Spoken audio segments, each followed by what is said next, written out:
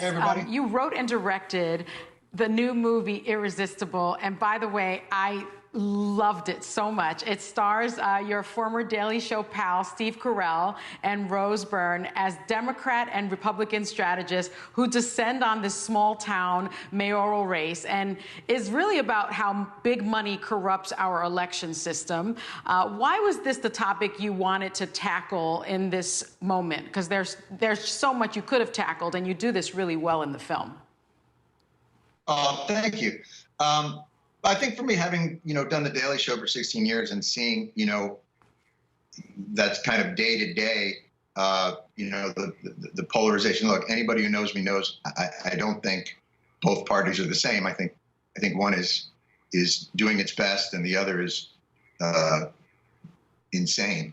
But I also think that that polarization, what has empowered that insanity to some extent, is the confluence of money and influence in the system. It's incentivized the system to allow for that kind of dysfunction from this one area.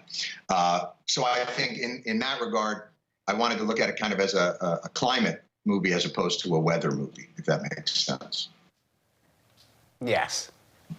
Did you always want to be a director? That's not my question as written, but I'm just curious. Is this something you've been wanting to do for a long time? Well, I'd done one before called Rosewater, and then, but not really. I just really like working. It's kind of Whoopi.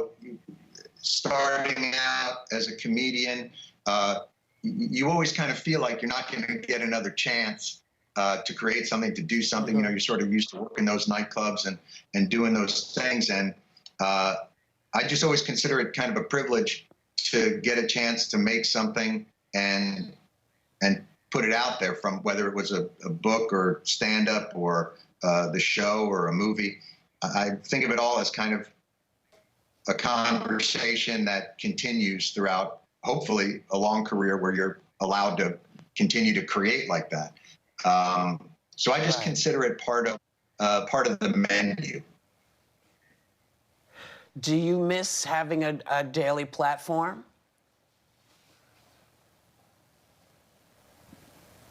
Uh-oh. Can you hear me? Oh, no. You don't miss it at all. You guys miss you, wonder. It's exhausting. I felt like I took the Daily Show as far as I could possibly take it within the confines of my own brain. And I really thought that it was time for somebody else to bring a different enthusiasm and energy and perspective, which Trevor has done brilliantly. As I've said to him, I wish he didn't do it so handsomely. That feels like a personal attack at times. You don't have, you can be brilliant, but you don't have to throw the dimples at me. That's not fair.